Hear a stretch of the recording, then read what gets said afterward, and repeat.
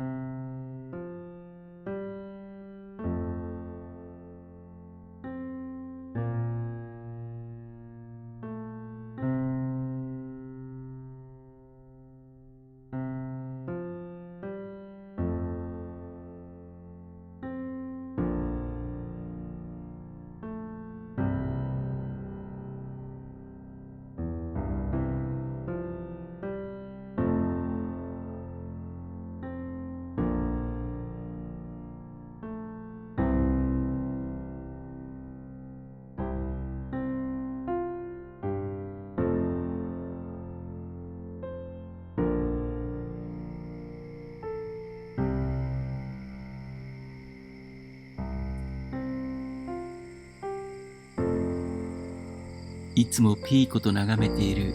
きれいな夕焼けだ。ついうっかり日が暮れるまで眺めてしまう。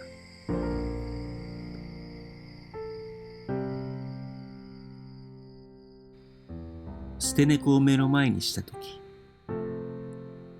あなたならどのような心境になり、どのような行動をとりますか？今回この動画では、私が初めて体験しました捨て猫を保護した時の私の場合を、当時の心境を交えながらリアルに再現し制作しました。初めて猫を保護することになった方々の不安が少しでも軽くなり、また保護された猫ちゃんたちが幸せであることを祈りつつ、かけがえのない命との出会いを皆様にお伝えできればと思います。捨て猫と私。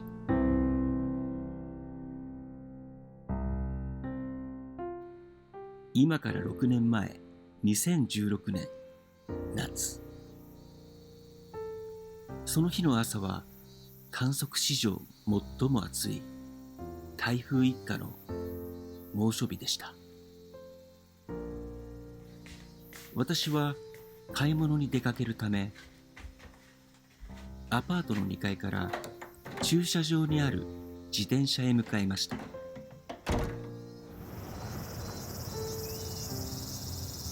刺すような強烈な日差しと、焼けるような路面のギラギラした照り返しには、息苦しさすら覚えるほどでした。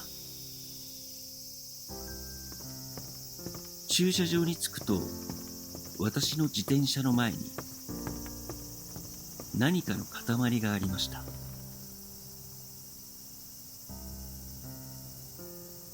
私は何かの塊を見たとき、一瞬雑巾か何かと思ったのですが、近づいてみると、何かの塊は汚れた子猫だとすぐに分かりました。ぐったりと横たわった子猫は、私の存在に気がつくと、力なくピーピーピーピーと震えた声で泣き始めました。子猫をよく見ると、体中には無数の小さなアリがたかり、背中には2センチくらいの生々しい大きな傷と、両目は目やにで塞がれ、ほとんど目が見えていないのではないかと思うぐらい腫れていました。私はそのあまりに痛ましい姿に顔をしかめ、頭を抱えました。どうしたらいいんだろう。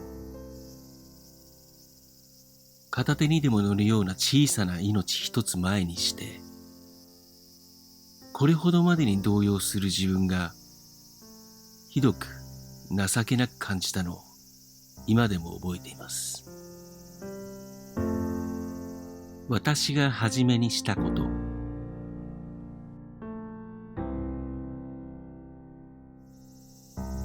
きっと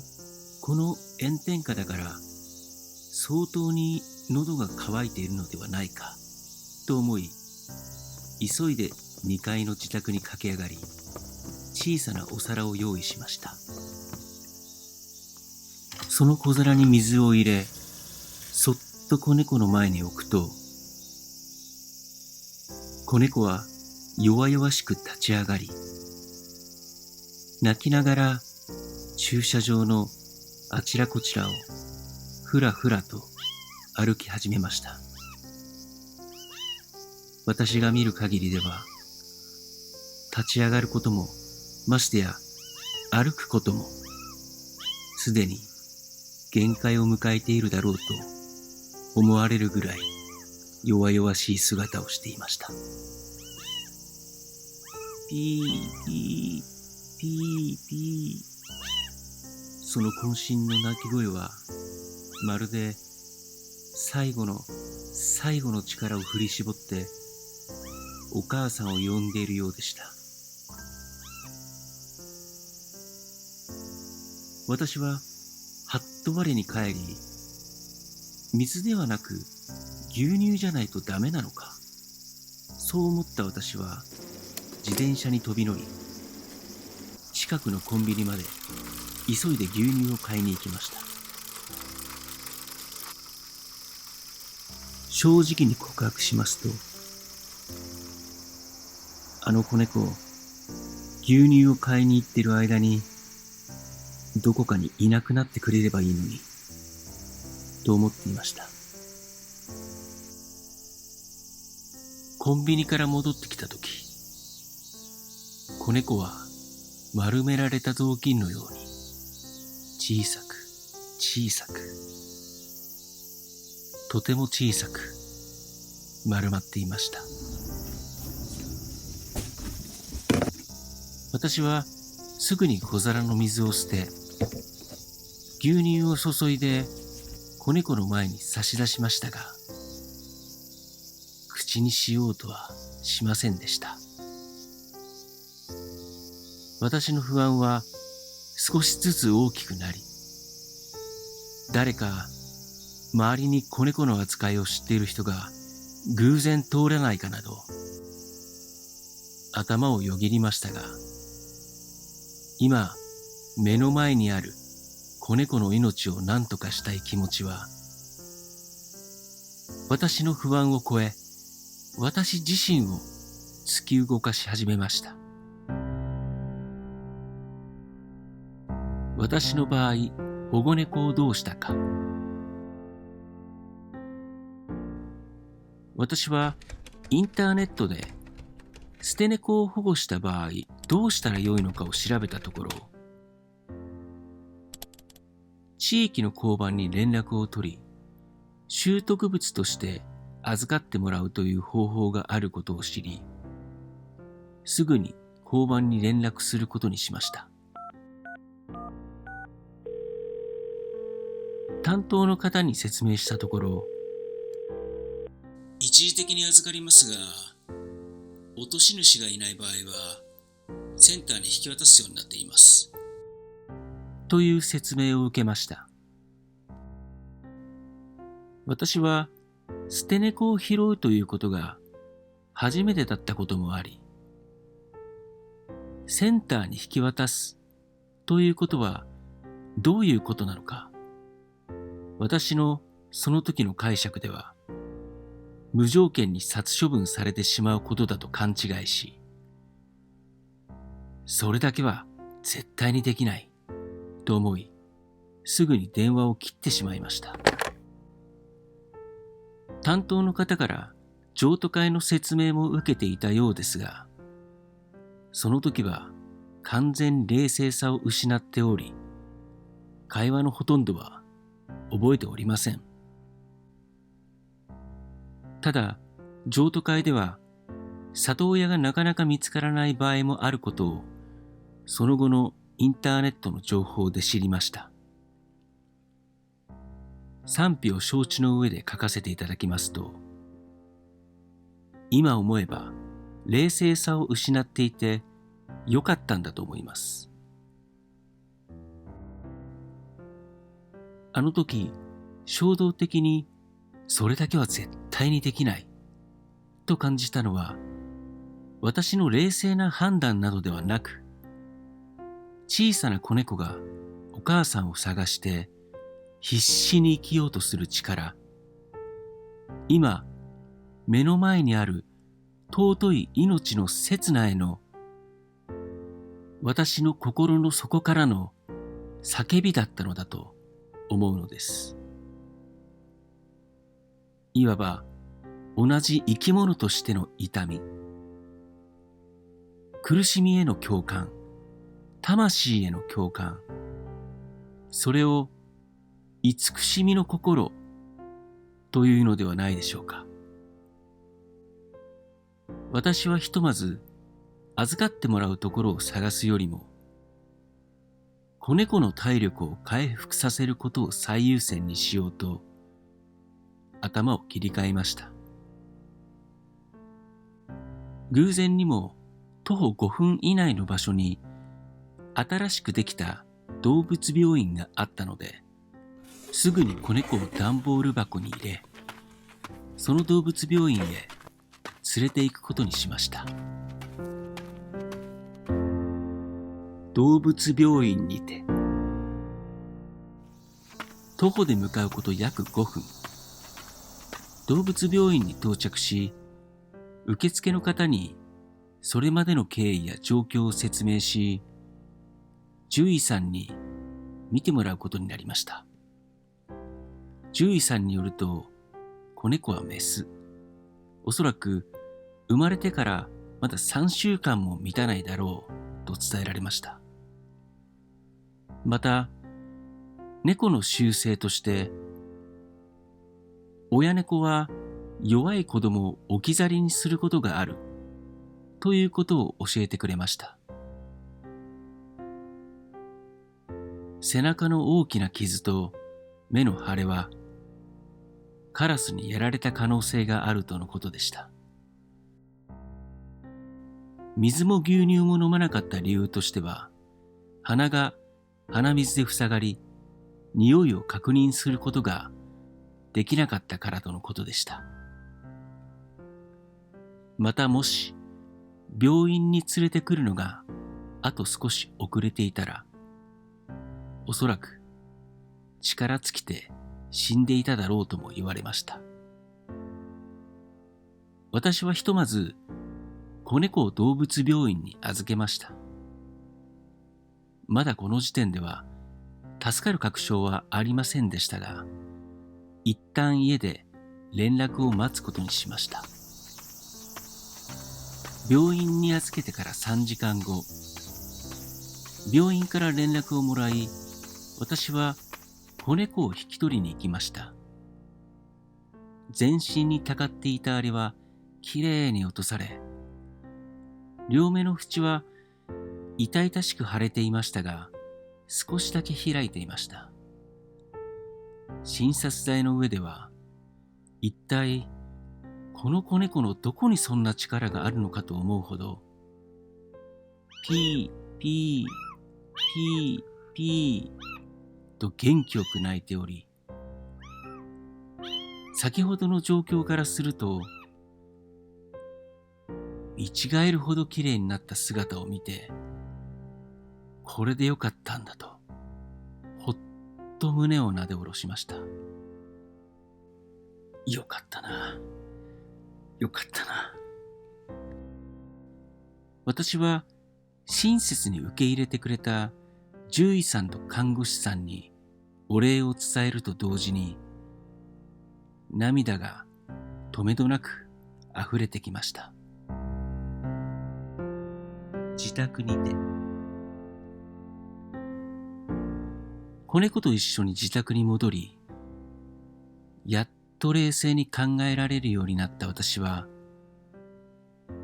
きれいになった小さな命を目の前にして、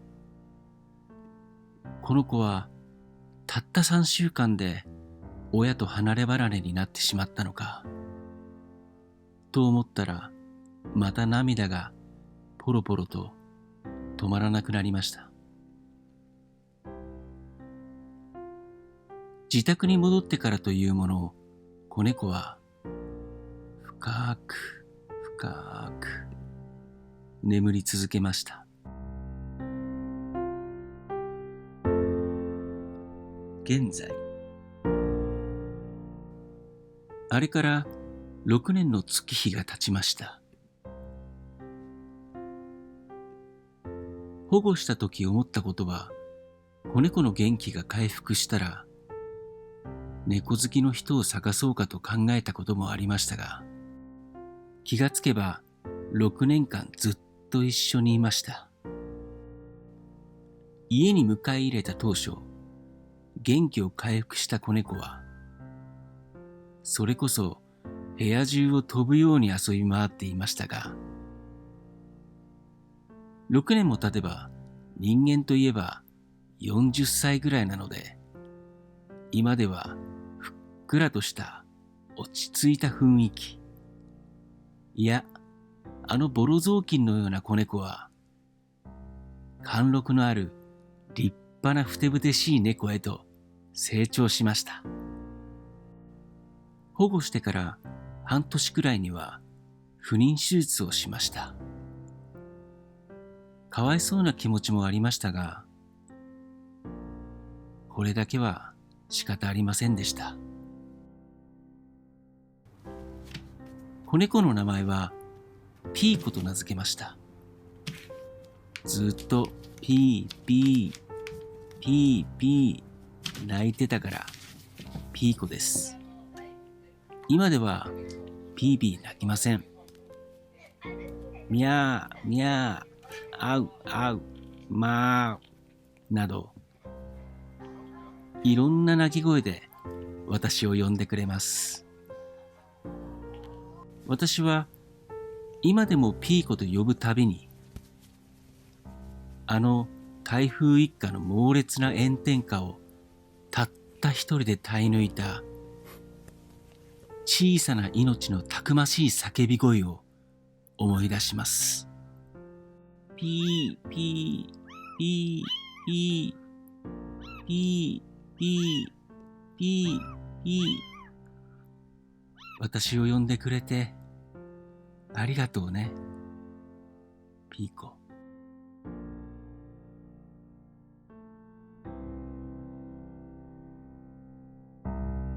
私が今お伝えできること。捨て猫に出会う機会は少ないと思います。